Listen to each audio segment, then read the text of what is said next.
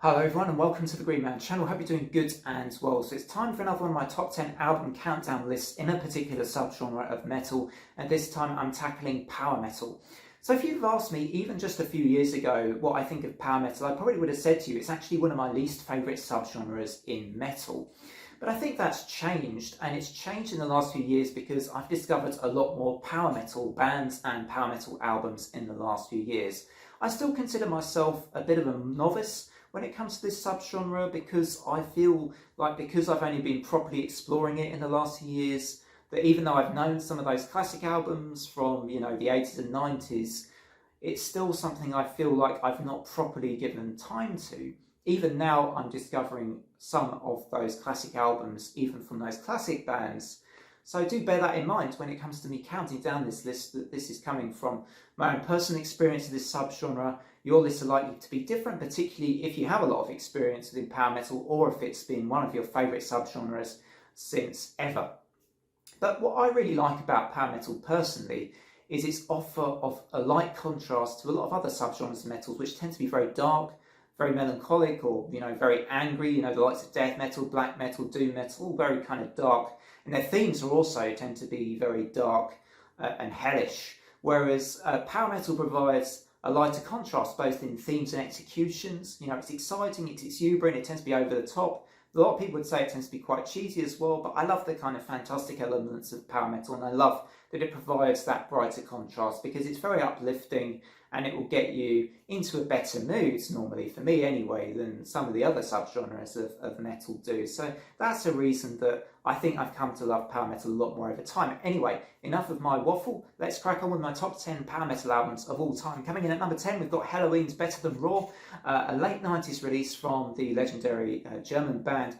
And I think Helloween, what they managed to do in this album, more for me than in prior albums, is they mix up their sort of showmanship well with their technical ability. This is quite an accessible record, but it's also, I think, better produced than some of the earlier albums of that era in the 1990s. And I think it stands out pretty well and stands the test of time quite well as well, with songs like A Handful of Pain, Push, and Hey Lord up there as my favourites from this record. So my number 10 is Helloween's Better Than Raw. Coming in next at number 9, we've got a relatively new band on the block, and some of you might contest whether this is even power metal. Well, it's a bit of a wildcard pick. You tend to find on my list you get the odd wildcard type choice here and there, but I feel justified in this pick because Metal Archives, a trusty site to me, say that this is heavy metal / power metal. So there you go, I have some justification for including this album on this list. And it's Visigoth's Conqueror's Oath, their second full-length album from 2018. I think this is a great album. I think there's a lot of quality material on here. Yes, it took me a little bit of time to get into it at first, but once you do, once the songs get under your skin, I find it's a really effective power metal / heavy metal album.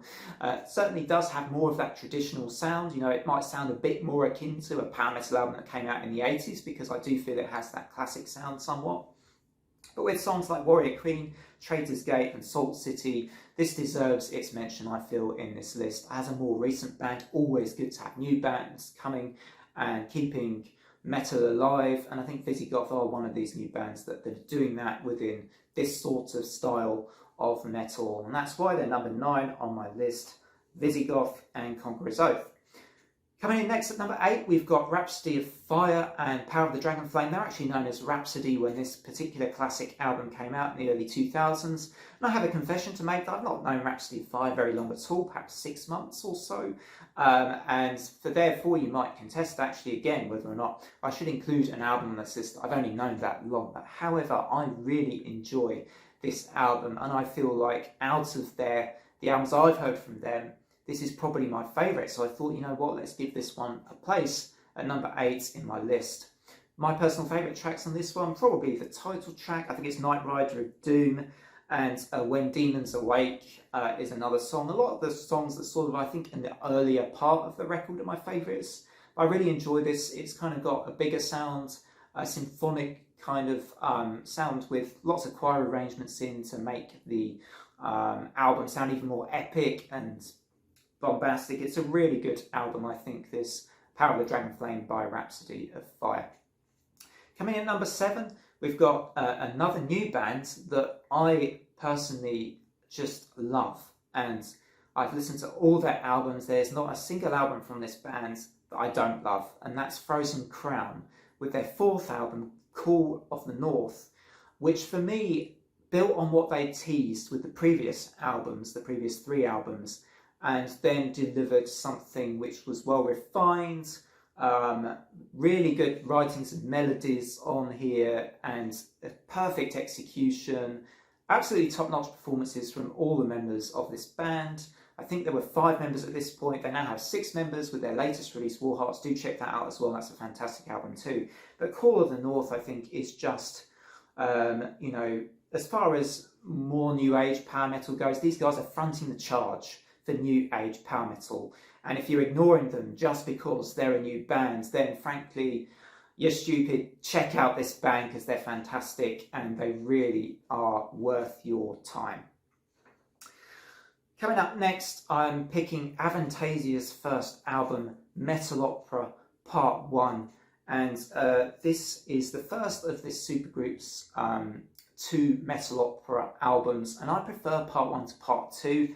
Maybe it's because it's very catchy, the tracks are shorter and to the point, but you know, I do like a lot of prog stuff, so that's not necessarily always going to be the case that I prefer shorter form songs, but this one just impacts me more. It just leaves a lasting impact. I feel like I've had a great time after listening to Metal Opera Part 1. I love a lot of Tobias Sammet's works and his songs and songwriting, and the vocal performances on here are spectacular, as they always are on Avantasia albums. I really like Reach Out for the Light and Farewell. In particular, Farewell is such a great song. It's got such a, you know, almost a slightly folky chorus. It's just incredibly like celebratory and festive, and you know, almost a great song for maybe around Christmas time. You know, it feels like you should be drinking just wine, and you should have a belly full of wine and should be jolly and happy. And yeah, anyway, enough of that. Avantasia's Metal Opera Part 1 is my number 6.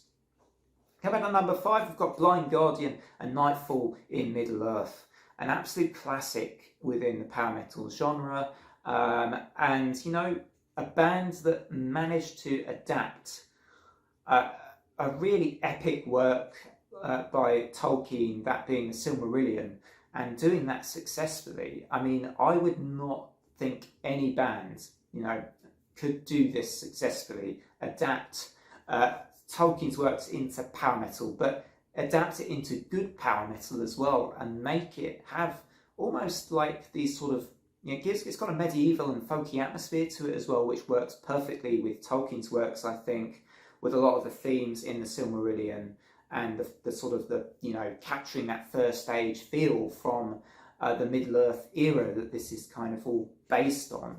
And the retelling of the stories here, the vocals, the lyrics and everything just works so well together. It's a classic for a reason. It's my favourite Blind Guardian album, I think, just because I love listening to this when I'm reading, and I'm a big fan of Tolkien's works like the Silmarillion. Listen to this album when you're reading the Silmarillion. It just works. It works extremely well. So Blood, Tears and Time Stands Still, probably my 2 absolute favourites on this album. There are so many good songs streamed throughout this record. Coming at number 4, maybe many of you would say that one of these albums should be number 1 by this band. That is Keeper of the Seven Keys, Part 2 by Helloween. And this is my second Helloween pick on this list. I do this occasionally. I do have more than one album by a particular band because, you know, I just find it difficult to not include 2 albums that I really enjoy. Keeper of the Seven Keys Part 2, I prefer Part 2 to Part 1. So with Avantasia, I like Part 1 Metal Opera more than Part 2. But with this one, I like Part 2 more than I like Part 1. I just feel this one's more memorable for me. And it just has really catchy choruses, lots of really great guitar riffs, and the solos are out this world. And that title track, Keeper of the Seven Keys, is something absolutely, you know, jaw-droppingly good. It's an epic, and this album deserved its spot for me on this list. I also really like Dr. Stein. Dr. Stein, what a track, and March of Time as well, another fabulous track. So my number 4 is Helloween, Keeper of the Seven Keys Part 2. Coming in at number 3, we've got the band of my t-shirt, Unleash the Archers. right? A band who I think, particularly with their last 3 or 4 albums, have just been superb. Musicianship, writing, performances, you know, all aspects of this band just seem to grow and grow and get better and better. But the album I've chosen for my number 3 spot by Unleash the Archers is Apex. And I feel like, you know, as it happened, this may well be my favourite album, the sort of from their discography so far. But, you know, their most recent album is definitely a favourite of mine that you're likely to see on my year-end list without wanting to give too much away about that. But Apex, I mean, you've got this trio of songs on here that just blow me away. That trio of tracks being actually the trio of tracks stacked at the end of the album. Earth and Ashes, Call Me Immortal, and Apex, the title song that closes out the album. This is just stunning stuff.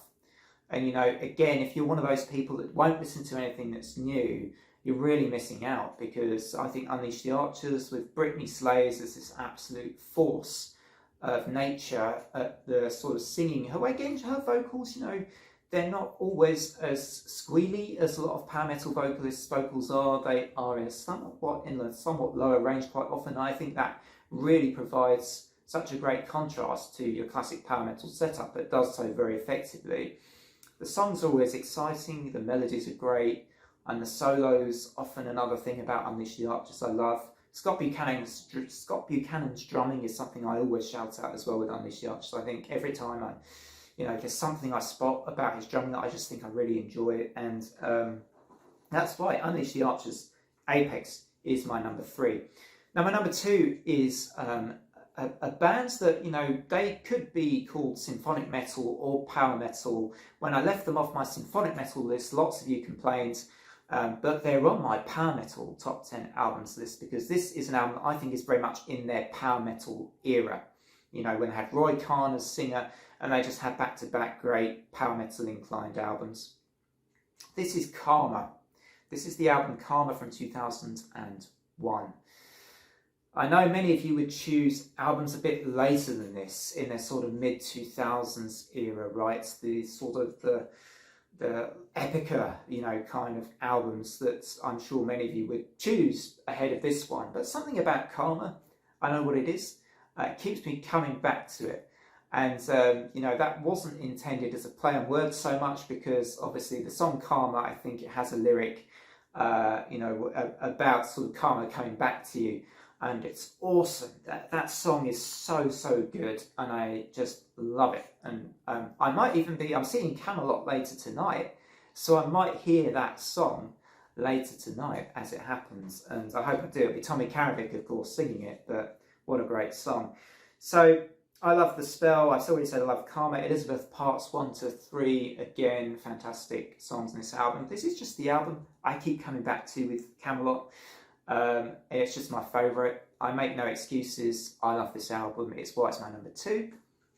Coming in at number 1 then, what is my favourite power metal of all time? And interestingly, it's the one I think that has connected with me somewhat more emotionally. A lot of power metal albums also deliver a great deal of showmanship and theatricality and all these other things that make them sound great and epic. They don't always connect emotionally to me. But that's where Stratovarius and their album Destiny differs, because Destiny by Stratovarius does connect with me emotionally. That first 10-minute song is with Timo Kotepelto delivering these really awe-inspiring vocals that are really great. Is one of the reasons this album is my number 1, because that's one of the best power metal album openers I think there's ever been. You've also got No Turning Back and Anthem of the World as 2 of my other favourite songs on this album. And this one, just as I say, just because it connects with me, hits me in the feels a bit more than a lot of the other albums, even on this list, it's made it to my number 1. So let me know what your top 10 favourite power metal albums of all time are. Otherwise, from me, it's the end of this video. And until next time, it's bye for now.